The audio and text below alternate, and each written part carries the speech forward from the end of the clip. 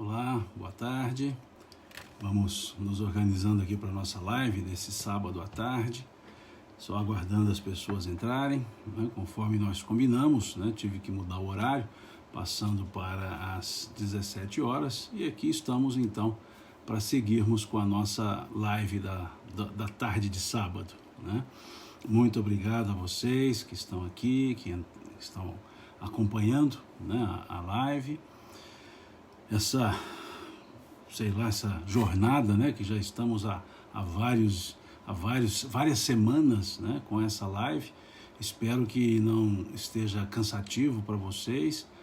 Nós começamos lá na questão 614, estudando as leis morais, e estamos já encerrando, né, a questão 892 e caminhando para outro tópico, né? Então, só aguardando as pessoas acabarem de se posicionarem aqui, né, na live, na entrada, e a gente já vai começando, vai conversando. Na última live, né, que nós fizemos, salvo engano, na quinta-feira, nós conversamos sobre a lei de amor, justiça e caridade, uma segunda parte, e ficaram duas questões, ou ficou um tópico, né, que não foi possível nós conversarmos, que é justamente o tópico da questão 890, que trata da ideia do amor materno e do amor filial. Então, eu selecionei duas perguntas, duas questões para que nós trabalhemos dentro dessa sequência, né, do estudo da lei de amor, justiça e caridade. É a questão 890, que pergunta: o amor materno é uma virtude ou um sentimento instintivo comum aos homens e aos animais? E aqui os Espíritos respondem: é uma coisa e outra. A natureza deu à mãe o amor pelos filhos no interesse da conservação deles. No animal, porém, esse amor é limitado às necessidades materiais, cessa quando os cuidados se tornam inúteis, desnecessários. No homem, persiste pela vida inteira e comporta um devotamento e uma abnegação que são virtudes. Sobrevive mesmo à morte e acompanha o filho além do túmulo. Bem vedes que há nele outra coisa mais do que o animal. Aqui uma pergunta bem característica.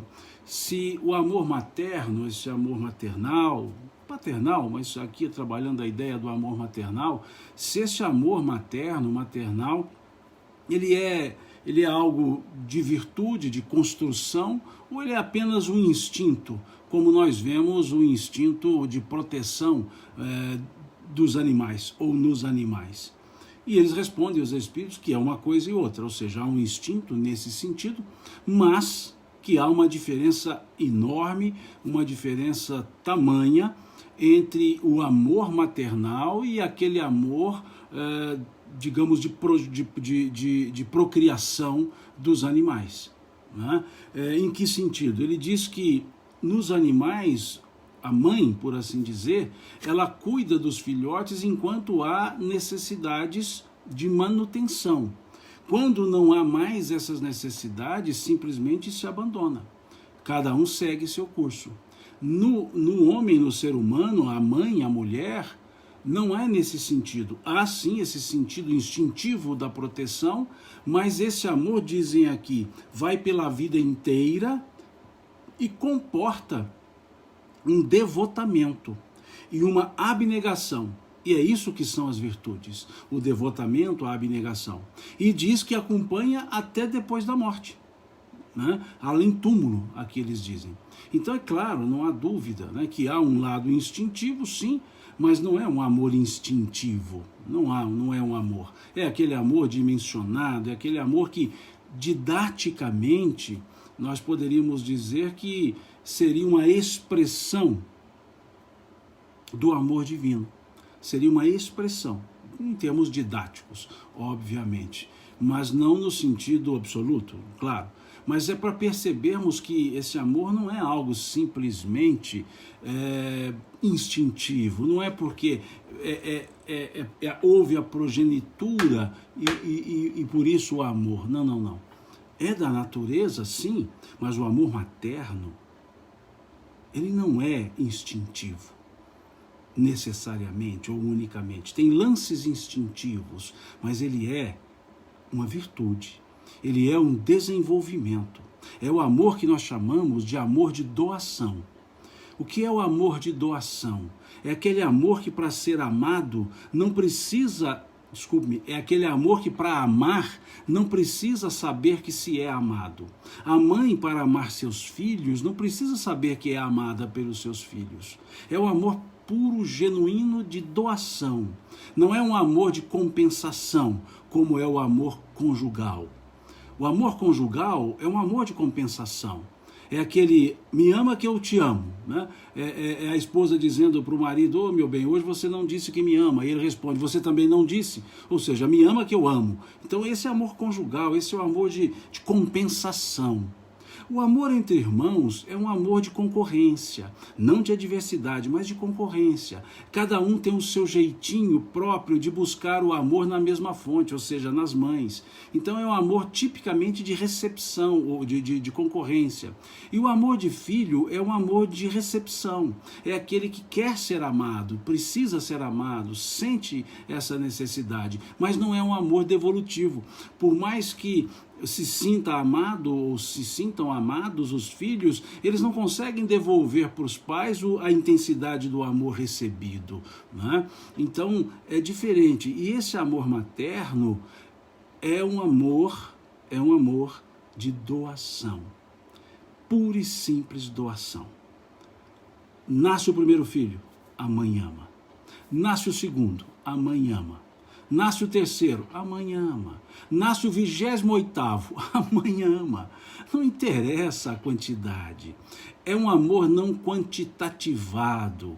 É um amor eminentemente qualitativado. Ele tem uma qualidade, ele não tem uma quantidade. É um amor que a mãe ama do mesmo tanto, na mesma quantidade, todos os filhos, não no mesmo jeito. A demonstração do amor não é do mesmo jeito para todos os filhos, porque os filhos não são iguais. Os filhos são espíritos diferentes uns dos outros. Cada um tem a sua personalidade. Então a mãe ama intensamente de maneira diferente a um e a outro, justamente para atender às diferenças dos próprios espíritos, dos próprios filhos. Então, quando se diz, eu amo todos eles iguaizinhos, é no sentido de quantitativamente igual, mas não é no aspecto de aplicabilidade demonstrativa. Porque se nós, muitas mães dizem assim, eu eduquei meus filhos do mesmo jeito, amei do mesmo jeito, eduquei do mesmo jeito, mas tem um que saiu diferente. A questão é, eles não são iguais, eles não são do mesmo jeito. Então não podem ser educados do mesmo jeito. Tem que ser educado com a mesma educação, mas o método, a característica, a maneira de fazer é diferente. Tem que ser amados com o mesmo amor, com a mesma intensidade, com a mesma força. Mas cada um a gente exala de uma maneira diferente. Temos aqueles filhos introspectivos, que você vai abraçá-lo, ele fica com os braços destendidos. Temos aqueles filhos que você olha, ele já pula no colo. Tem aquele outro que ele gosta de conversar pegando, né, segurando, gosta de beijar toda hora. Cada um tem o seu jeito. E o amor materno, o amor paterno, eles vão se adaptando a esses jeitos. Eles vão encontrando formas, maneiras de irem se apresentando. Então, é esse aspecto que nós precisamos observar e ter, né, esse cuidado. Então, é isso que está nessa questão 890, esse aspecto da virtude e não simplesmente um instinto de maternidade. E aqui, desculpe-me os pais, né, porque a pergunta foi feita do amor materno. Os pais amamos também nossos filhos com a mesma intensidade. Mas tem uma diferençazinha, não é regra, mas a mãe se sente mãe com o resultado positivo do exame de gravidez. Ora, quando ela fica sabendo que está grávida, ela já se sente mãe. O pai se sente pai depois que o filho nasce. Então tem 9 meses, tem um interregno aí de mais ou menos 9 meses, que a mãe é mais mãe do que o pai é pai. Em regra, aliás, não é regra, desculpe-me, mas é na maioria de vezes. Os pais se sentem pais com o nascimento do filho, as mães se sentem mães com a própria gravidez. Porque há um outro envolvimento muito mais profundo, muito mais intenso, muito mais longo. Porque a relação da mãe com o filho, da mãe com o reencarnante, ela se dá antes mesmo da concepção. Esse espírito já se aproxima para as trocas energéticas, para as trocas mentais. O próprio espírito, como vemos no livro Missionários da Luz, a reencarnação de Sigismundo, o próprio espírito já vai imantando a mãe das suas necessidades, das suas cargas energéticas. E a mãe vai imantando o seu processo genésico. A mãe vai imantando o processo de ovulação. E aquele óvulo vai recebendo as cargas energéticas necessárias, emanadas pelo espírito reencarnante, associando à energia da mãe. Depois aquele óvulo, por um processo de irradiação, irradia uma energia que atrai um espermatozoide que tem a mesma energia. Dr. Jorge Andréa nos fala num tópico chamado Mecanismos Biológicos da Reencarnação. Ele nos fala que esse processo não é aleatório. Aquele espermatozoide que fecundou ali, que localizou e fecundou o óvulo, o folículo, não foi por acaso. É um processo eletroquímico-magnético, nos fala Dr. Jorge Andréa. Eletroquímico-magnético. E por que é eletroquímico-magnético? Porque aquele óvulo foi imantado pela necessidade do espírito e irradiou uma necessidade, uma energia, uma vibração tal que atrai o espermatozoide, que combinando as cargas genéticas formam o corpo necessário ao espírito. Então aquele espermatozoide que foi atraído e fecundou é o que tem a combinação genética necessária para a combinação do óvulo para fazer esse processo. Isso no aspecto biológico. Mas há a maternidade que vai além do aspecto biológico, a maternidade adotiva. O filho adotivo, eu digo que ele foi duplamente aceito, duplamente, por assim dizer, didaticamente escolhido. Duplamente aceito naquele encontro no mundo espiritual para dizer da família. E duplamente aceito aqui na vida física quando foi encontrado. Duplamente amado, duplamente querido. Duplamente. O outro foi escolhido no mundo espiritual e o processo fecundativo permitiu a sua chegada. O adotivo foi escolhido no mundo espiritual, acertados os detalhes, e aqui, na vida material, os pais foram encontrá-lo. Vejam, é duplamente amado. A questão aqui não é mais biológica ou não biológica, a maternidade. A maternidade não é consanguínea necessariamente. A maternidade é esse ato de virtude, de desenvolvimento, de encarnação de um sentimento que vai além dos quereres pessoais, dos quereres pura e simples individuais. Isso é maternidade. Ter filhos pura e simples é progenitura. Mas maternidade é um pouco mais. Aliás, é bem mais. E nós, os pais, exercemos sim a paternidade. Mas um dia nós vamos desenvolver melhor esse sentimento. Nós, homens, nós não temos a mínima ideia. Nós não temos a mínima noção do que é a maternidade. Pensemos uma coisa só. Nós, homens, temos a noção do que é um processo amamentatório? Nós temos noção do que é essa troca energética entre mãe e filho num processo chamado amamentação? Será que nós entendemos o quão difícil é o processo inverso, a desamamentação? Será que nós já percebemos isso? Será que nós, homens, sabemos disso? Sabemos o difícil que é aquela sensação de perda? Perda em que sentido? Perda de uma utilidade? Porque até aquele momento o filho alimentava-se para a vida pela mãe. depois ele não mais precisa da mãe, nesse sentido da amamentação. E aí há um corte, uma ruptura. Nós temos noção do que é o corte de um cordão umbilical?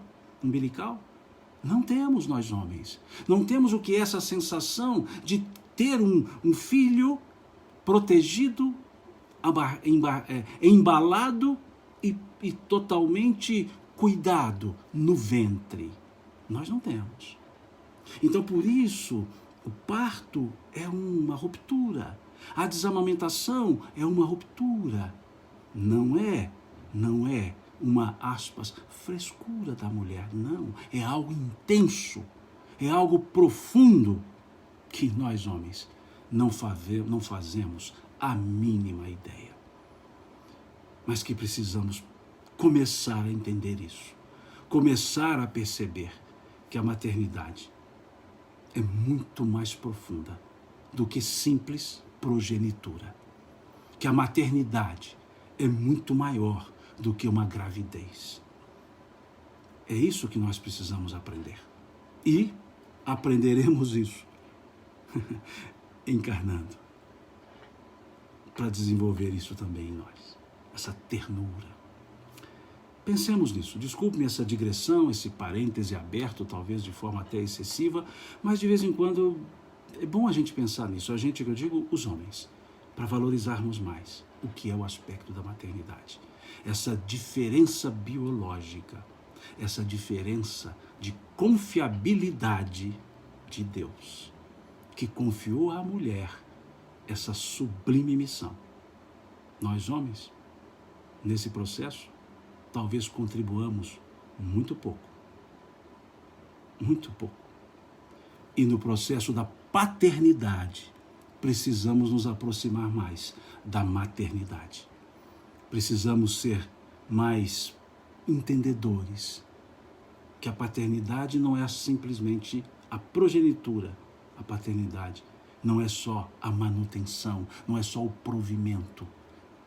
A maternidade é o acompanhamento, é a solidariedade, é a cumplicidade, é a distribuição do amor, tal qual materno, para os filhos que se nos chegam. Nunca teremos na encarnação ex-filhos, quando entendemos a maternidade e a paternidade responsáveis. Desculpe mais uma vez esse parêntesezinho, essa abertura, desculpe-me, só porque isso é importante, né? A questão 892. Os pais que têm filhos que lhes causam desgostos não são desculpáveis pelo fato de não lhe dispensarem a ternura a quem teriam direito em caso contrário? Essa é uma pergunta que, de certa forma, dói. De certa forma, dói. Pai e mãe observarem os filhos que causam desgostos. O desgosto nunca diminuirá o amor. O desgosto nunca afetará a maternidade e a paternidade. Mas,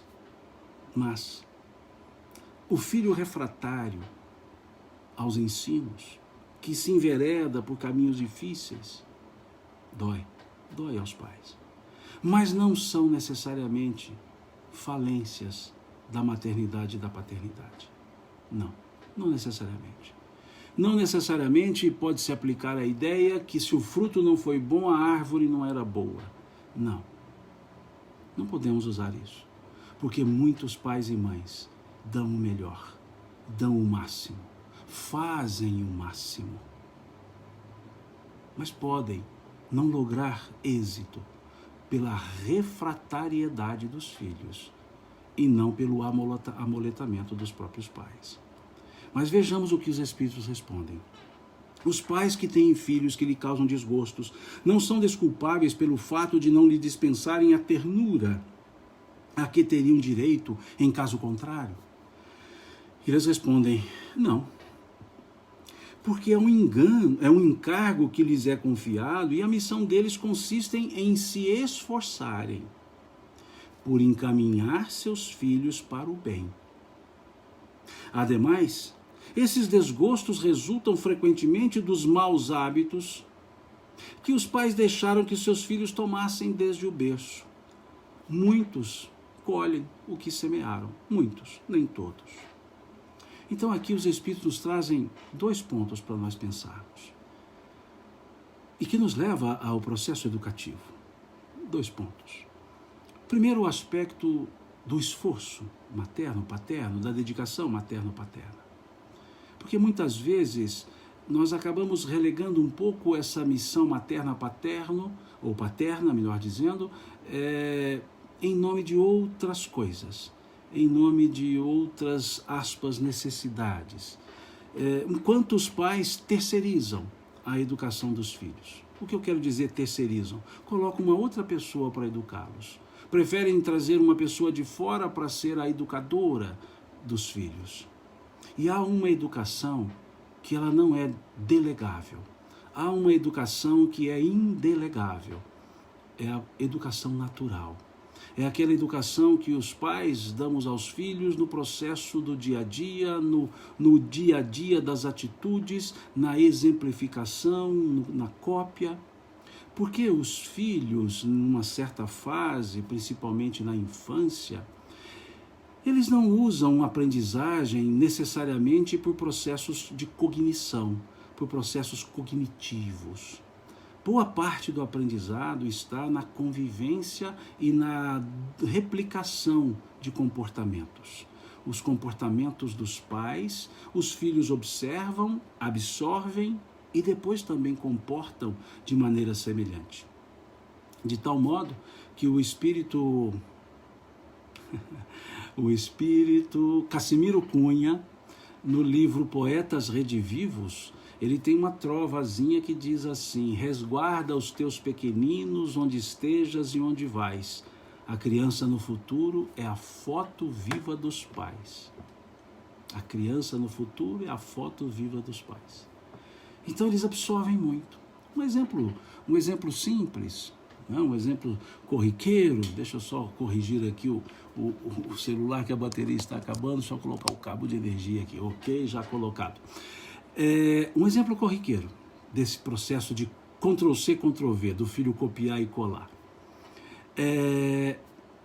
O dia todo, a mãe foi dizendo ao filho: filho, não minta. Filho, não minta, filho, não minta, mentir não é bom, mentir é feio, não minta. Ok. Aí à noite, está a mãe lá assistindo uma programação educativa, uma novela, por exemplo, e aí toca o telefone. E o filho atende e fala: mãe, é para a senhora. Ela diz: fala que a mamãe não está. Veja. Não minta, não minta, não minta, fala que a mamãe não está. No dia seguinte, da mesma forma, toca-se o telefone. A criança atende e fala: mãe, a senhora está ou não? Absorve. É o comportamento, é a demonstração. Essa é a educação natural. Essa é a educação que a gente fala de casa. Essa não se terceiriza. Essa não. É a educação no ventre, quando aquele filho ainda está sendo gestado, que a mãe cuida dessa educação. Essa é a educação da convivência, do acompanhamento. A educação do dia a dia, dos erros. Sim, erramos muito no processo de educar nossos filhos, e erramos muito, principalmente em relação ao primeiro, que o primeiro filho, o filho mais velho, eu digo que é o filho da inexperiência, né? É aquele filho que quando nasce, pai e mãe não sabem nada sobre ser pai e mãe.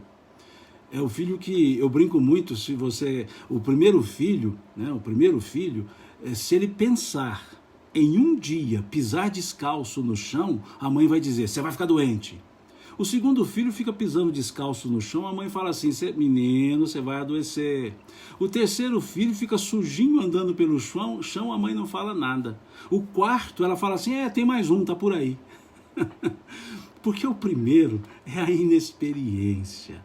O primeiro filho, eu brinco muito, que é aquele que você quiser saber quem é o primeiro filho, você pergunte à mãe assim, mãe, qual é o filho que mais tempo ficou com coeiros, né, enrolados no coeiro, né? Ela vai dizer o mais velho. Porque o mais velho, ele fica um mês enrolado num coeiro.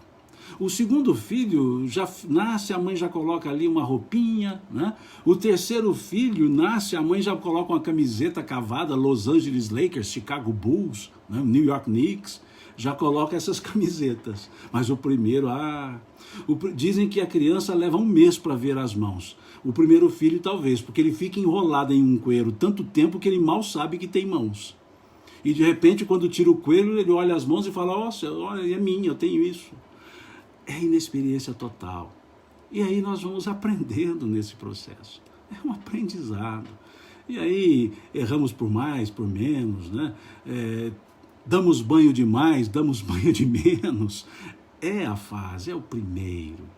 O segundo filho já tem uma certa experiência e ali vai ajustando. O terceiro, da mesma forma, o caçula, e assim vai. E de caçula até que eu entendo, eu sou o caçula.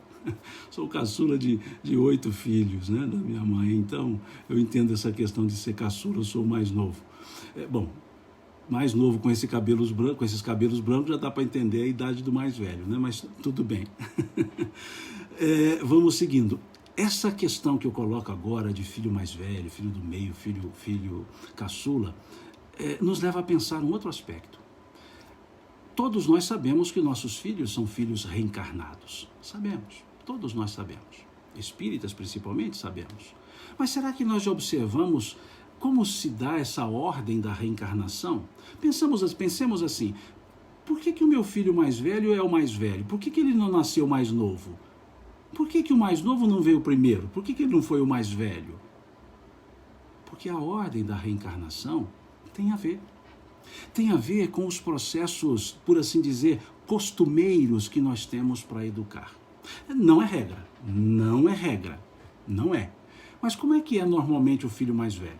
Dadas essas questões todas da inexperiência, o filho mais velho é aquele filho um pouco mais introspectivo, é aquele filho mais assim, sóbrio nas questões, é aquele filho que desde criança a mãe já dá uma prepositura para ele, né? É aquele filho, aquela filha que quando a mãe ou o pai vão sair, diz assim, cuida dos seus irmãos, toma conta dos seus irmãos, é a filha que vai ajudar a mãe nos afazeres da cozinha, veja, há uma característica um pouco mais integral de relacionamento.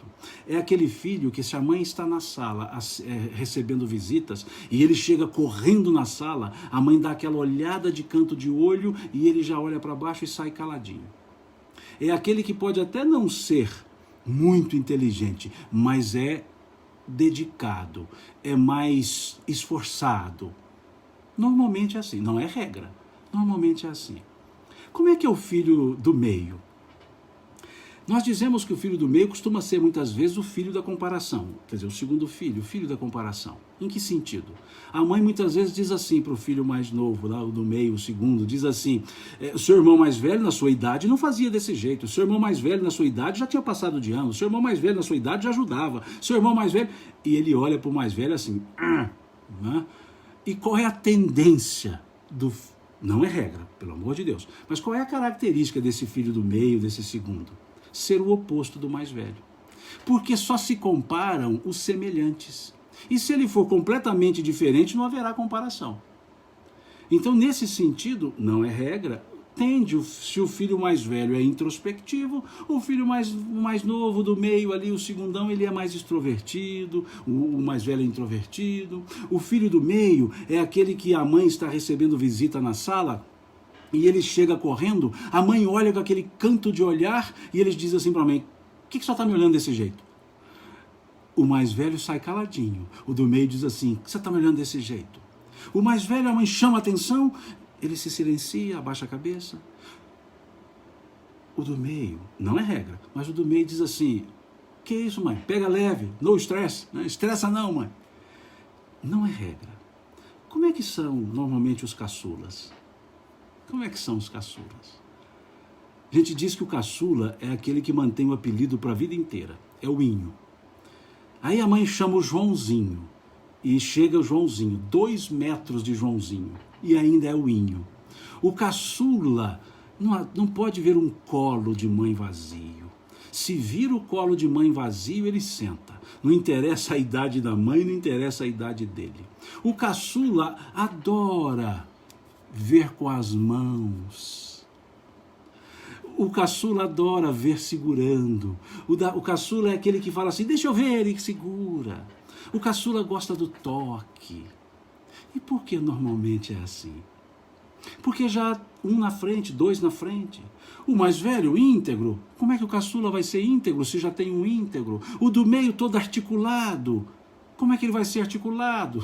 Se o do meio está todo articulado. Então o caçula é aquele que busca pelo jeitinho, pelo carinho. Mimoso, alguns dizem, mas é aquele que vai lá com um jeitinho. Mas não é bobo, não é bobo. O irmão mais velho vai sair de casa à noite, né? E aí o caçula olha, novinho, olha para o mais velho e fala assim, onde você vai? Eu vou sair com meus amigos. E ele fala assim, eu quero ir com você.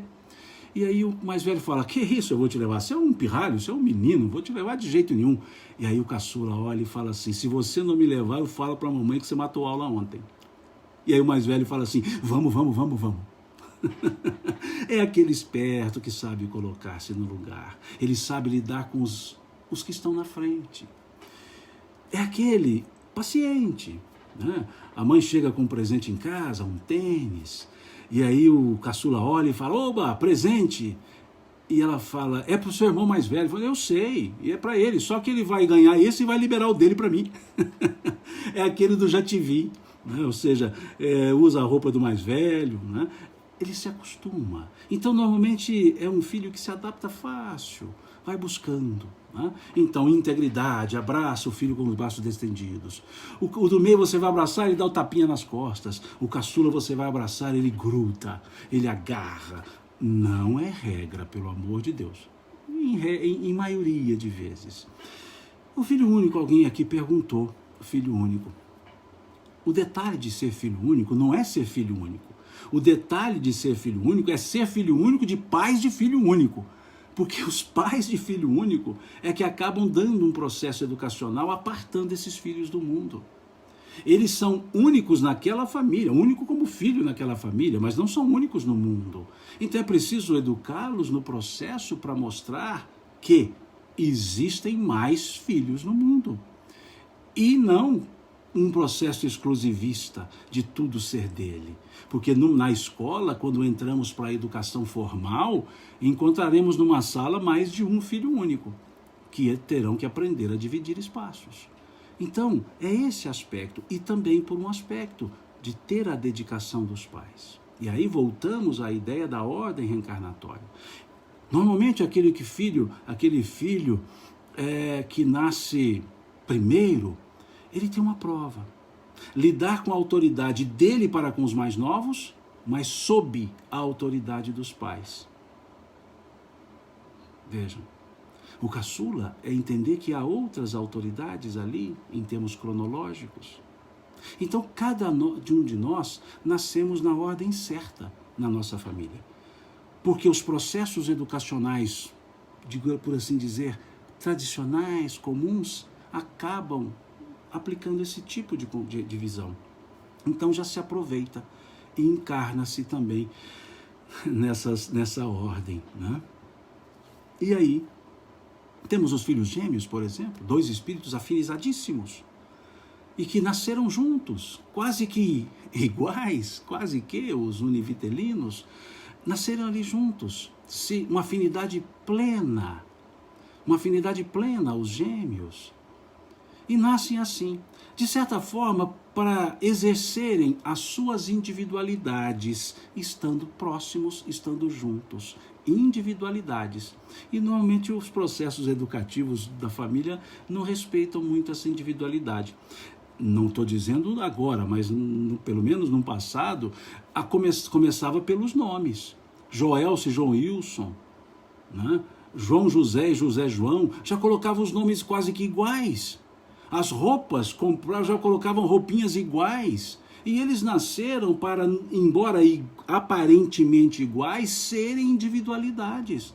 Guardarão entre si ressonâncias belíssimas, terão ressonâncias de sentimento e pensamento quase que único, ou únicos, mas são duas individualidades que têm vidas próprias. Então estão ali para, na proximidade e na semelhança, viverem a individualidade de cada um. E muitas vezes os pais acabamos por colocá-los como um só. E aí chega naquela fase da adolescência, lá na escola, já começam as brincadeiras, né? Um colega diz assim, você ou seu irmão? É você que está aqui ou seu irmão? Começam aquelas brincadeiras. E isso pode levar a afastar um pouco. Pode levar, não quer dizer que leve. Então é importante perceber isso. Já falamos do filho adotivo, ou seja, são diversas formas educativas, são diversos papéis familiares que exercemos. E as maneiras educativas vão alterando, né? Vão se adaptando em relação a isso. Essa é a educação natural. Isso é enxergar os filhos como seres que se confiaram a nós, sob a confiança de Deus. E que nos cabe cuidar dessas almas, educá-las aqui na matéria, para que elas cresçam e eduquem outras. Por isso, a dedicação materna e paterna são imprescindíveis, são necessárias. A maternidade, a paternidade, não são só progenituras, são compromissos assumidos, são compromissos indelegáveis, inalienáveis, imprescritíveis que nós temos. Isso precisa ser muito bem pensado, para que nós possamos seguir essa missão da maternidade e paternidade aqui na Terra. Pensemos nesse aspecto. Tudo isso em função dessa questão 892. Mas vamos voltar a ela, porque senão nós vamos fazer uma digressão que acabamos não sendo digressão e torna-se quase que um afastamento da questão. Então voltemos a ela. Os pais que têm filhos que lhe causam desgosto não são desculpáveis pelo fato de não lhe dispensarem a ternura a que teriam direito em caso contrário? Não, porque é um encargo que lhes é confiado e a missão deles consiste em se esforçarem por encaminhar os filhos para o bem. Bom, então temos que nos esforçar e observar, o restante da pergunta, se esses desgostos não advieram dos maus hábitos que os próprios pais permitiram desenvolver os filhos, né? E isso nos leva a uma questão do livro O Consolador. Isso nos leva à questão 190 do livro O Consolador. E uma pergunta que vale a pena a gente ler, né? Diz assim, tem muito a ver com essa questão 892 do Livro dos Espíritos. Aqui o Alan está dizendo para deixar gravado no YouTube. Alan, toda live eu subo para o YouTube. Assim que termina, eu subo para o YouTube. Fica lá no canal do YouTube, certo? Dá uma entradinha lá, né? Como dizem as pessoas, curta, né? Se inscreva, curta, acione o sininho. Eu fico todo sem jeito quando falo isso. Mas fica lá no YouTube sim, tá? A questão 190 do livro O Consolador. Quando os filhos são rebeldes e incorrigíveis, impermeáveis a todos os processos educativos, como devem proceder os pais? E Emmanuel responde, depois de movimentar todos os processos de amor e de energia no trabalho de orientação educativa dos filhos, voltemos, depois de movimentar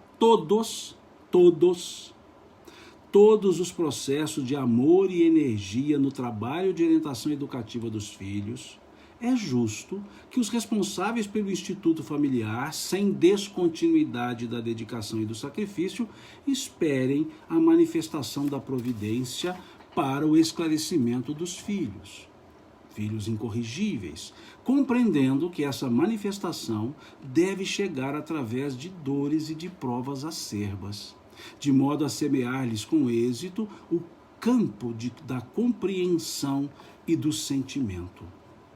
E aí a questão seguinte, a 191 do livro Consolador, pergunta-se a Emmanuel: como poderão os pais despertar no íntimo do filho rebelde as noções sagradas do dever e das obrigações para com Deus Todo-Poderoso, de quem somos filhos?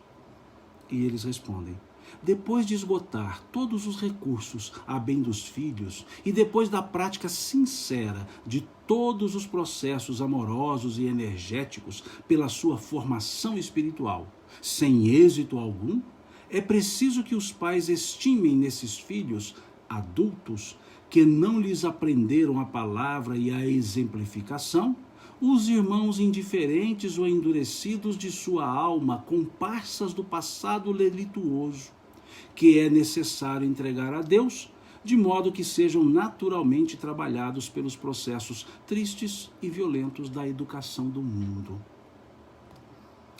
A dor tem possibilidades desconhecidas para penetrar os espíritos onde a linfa do amor não conseguiu brotar, não obstante o serviço inestimável do afeto paternal humano.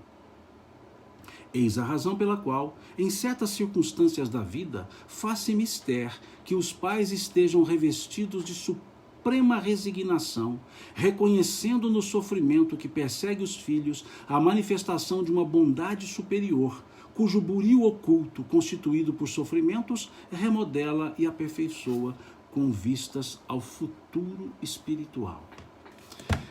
Essas duas questões de Emmanuel merecem nós refletirmos sobre elas, porque elas são, de certa forma, contundentes. Por que contundentes? Porque não é simples você dizer assim: entreguei meu filho para Deus, como quem dizer: não consegui, fiz o que eu podia, agora que o mundo o eduque. Não há coração materno e paterno que digam isso sem tristeza, sem uma dor, porque amamos nossos filhos. Amamos sobremaneira, amamos incondicionalmente. Mas o Espírito Emmanuel, ele chama atenção para um ponto.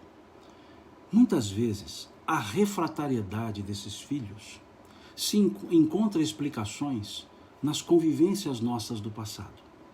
Podemos, no passado, não necessariamente numa última encarnação ou em outras encarnações, termos sido desafetos ou comparsas. E aí há uma refratariedade natural ali, como que uma disputa, como que um cabo de guerra, cada um puxando para o lado. Então Emmanuel diz que nesses casos nós temos que redobrar os cuidados, temos que aumentar a amorosidade, a dedicação, mas pode chegar num ponto que, apesar de tudo isso, apesar de toda a dedicação, apesar de todo o esforço, apesar de todo o amor, apesar de tudo isso, os filhos ainda se tornarem refratários e buscarem um caminho não agradável, um caminho não justo, não bom. E nesse caso, Emmanuel, então, em outras palavras, diz: deixa por conta da providência. Nesse caso, a educação do mundo vai fazer efeito. E aqui ele escreve, estou apontando aqui, eu já tirei o livro, estou apontando para o livro, já tirei aqui da frente. Nesse caso, ele escreve que muitas vezes a dor tem um efeito educativo muito mais profundo. E para esses casos, pode ser que sim, precise que a providência haja. E ela age com uma forma mais coercitiva, uma forma mais assertiva, para acordar por vias da dor aquele que por vias do amor não se reajustou. Mas não vai diminuir o sentimento paterno e materno. Mas é preciso que pelo menos entendamos que foi feito o melhor, que pai e mãe deram o melhor que podiam, que pai e mãe fizeram o mais que podiam e continuarão fazendo, limitados à individualidade do filho adulto. limitado à individualidade do filho adulto. Desculpe a gente ter esse tom, essa ideia, mas é importante nós refletirmos sobre isso e percebermos o quão grande é a nossa importância, né? Os pais, e quão importante a educação natural, a dedicação. O apóstolo Paulo, na sua carta aos Filipenses, se eu não estou enganado, acho que sim, aos Filipenses, acho que sim, não garanto. Se não for aos Filipenses, é aos Colossenses. Mas se não for, leia todas as cartas de Paulo, que vai valer a pena. Mas eu creio que seja assim aos Filipenses e, salvo engano, lá no capítulo 4, salvo engano. Pode ser que eu esteja enganado. Mas ele diz assim: se tua tarefa é educar, haja dedicação a isso. Em outras traduções, se tua tarefa é ensinar, haja dedicação ao ensino. Dedicação, né? Estar presente. Dedicar, estar ali junto, né? Hashtag tamo junto, né? Mais ou menos assim, né? É esse o aspecto, né? E a educação natural. E a educação natural nunca pode ser dissociada do amor. Do amor. Não o amor exigente, o amor materno, amor paterno, o amor que só ama, o amor que só sai, que tem limites, que impõe limites aos filhos, porque a educação é assim. Teve alguém que perguntou, dando exemplo aqui, o filho pródigo. Sim, muitas vezes a prodigalidade nasce da falta de limites. Então a educação materna e paterna, ela precisa estabelecer limites. O limite do meu, do seu, do nosso, né? Esses limites precisam ser estabelecidos. Não é um estabelecimento de imposição, é uma construção de lógica, de bom senso, que há limites. Nós já estudamos isso na Lei de Liberdade. E isso nós precisamos passar para os nossos filhos. Aqui o Moreira está dizendo Romanos 12:7. Né? Então, é esse aspecto. Obrigado, Moreira. Está colocando aqui a citação Romanos 12:7, para a gente dar uma olhada lá. Esse aspecto da dedicação ao ensino. Então é preciso que nós coloquemos esses limites, e que sejam construídos a cada idade, a cada faixa etária. Vamos estabelecendo alguns limites e vamos liberando alguns limites. Num primeiro momento é quase que limite absoluto, mas depois nós vamos construindo. À medida que os filhos vão desenvolvendo, vão assumindo responsabilidades, obviamente os limites vão se ampliando. Então, é preciso que nós assim pensemos, é preciso que assim façamos, é preciso que assim nos dediquemos. É isso então que nós vemos aqui, a questão desses dois pontos. E tem mais uma questão, que é a 891, que aí nós encerramos esse tópico e encerramos a Lei de Justiça, Amor e Caridade. E amanhã começaremos o da perfeição moral. A questão 891 diz assim: visto que o amor materno está na natureza, por que há mães que odeiam os filhos? E isto muitas vezes desde o nascimento ainda. Quantos casos nós temos de infanticídio? Quantos? Desprezos. Existem. Por isso que eu digo, ou disse, que maternidade não necessariamente é sinônimo de progenitura. Toda maternidade advém de uma progenitura, mas nem toda progenitura gerará o sentimento de maternidade. Então é preciso que nós pensemos nisso, né? E aqui vejam a resposta. Algumas vezes é uma prova escolhida pelo Espírito, que é o Filho, ou uma expiação, se ele mesmo foi mau pai ou mau mãe, ou uma mãe perversa, ou mau filho em outra existência. Em todos os casos, a mãe má não pode ser animada senão por um espírito mau, que procura criar embaraços ao filho, a fim de que sucumba na prova que buscou. Mas essa violação das leis da natureza não ficará impune, e o espírito do filho será recompensado pelos obstáculos que haja superado. Aqui eles deixam muito claro esse processo. Na família, nessa relação familiar, nós não temos somente espíritos afins no sentido de afinidade bondosa. Nós temos os espíritos que se afinizam na maldade. Nós temos espíritos que são inimigos do passado. Então, mesmo na condição pai e mãe, e filho, pai e filho, mãe e filho, ou filha, isso pode não ser suficiente. Se numa encarnação anterior ou outras encarnações anteriores, o ódio foi maior. Então pode acontecer sim, e são provas. E se estamos nessa posição, é para poder aprendermos a lidar com essas posições. O amor materno, paterno, o amor filial, mas são provas. E infelizmente nós vemos isso. No capítulo 5 do Evangelho segundo o Espiritismo, nós temos lá que o espírito frequentemente renasce no meio em que já viveu, para estabelecer novamente as relações rompidas. Então é natural que tenhamos essas dificuldades numa convivência familiar, que tenhamos essas dificuldades também. Mas, mesmo assim, esse instituto chamado família, lar, que Emmanuel gosta de assim chamar, questão 110 do livro Consolador, esse instituto propicia a possibilidade de um reencontro, de reaproximação e de conserto e de refazimento. Mas sim, pode acontecer, às vezes, disso ocorrer, dessa animosidade inata, por assim dizer, ocorrer. Não é tão raro quanto nós imaginamos, porque estamos no mundo de provas e expiações. Mas, se olharmos o conjunto da obra, em regra, não é isso que acontece. Não é a refratariedade que acontece, não é a animosidade que acontece. Pelo contrário, é a amorosidade, é esse amor gostoso, esse amor limpo, esse amor puro, de mãe, de pai, para filho, para filha, de filha para pai, para mãe, de irmãos.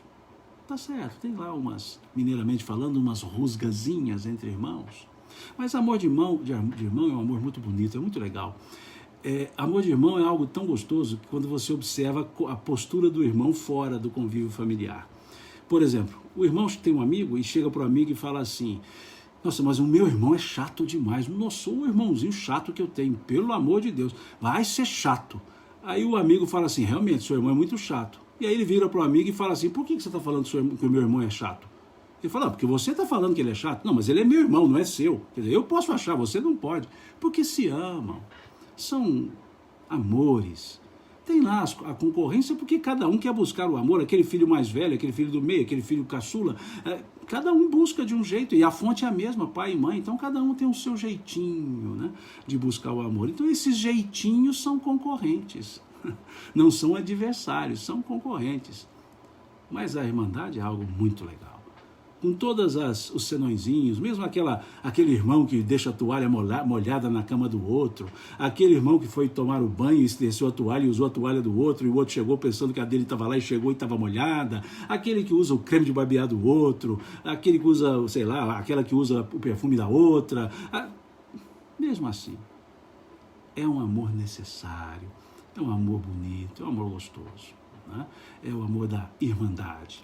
Então, essa é a estrutura. Né? E é aqui que nós estamos nos elaborando, né, para esse nosso crescimento. Tá certo? Paramos por aqui e com isso encerramos o capítulo 10 da Lei de Justiça, Amor e Caridade. E amanhã, se vocês ainda se animarem, amanhã nós seguimos, né, com a nossa live, que a proposta foi estudar o livro terceiro, e amanhã começaremos então da perfeição moral, que é a questão 893. Eu até havia colocado na live, no aviso lá, no convite, para a live de hoje, que seria a perfeição moral, mas depois quando eu abri o livro aqui, que eu vi que duas questões do último assunto nós não havíamos trabalhado, né? 3 questões, essa da maternidade. Então por isso acabou não sendo assim. Mas amanhã nós faremos. E amanhã eu estou propondo, estou propondo para que seja às 10 horas.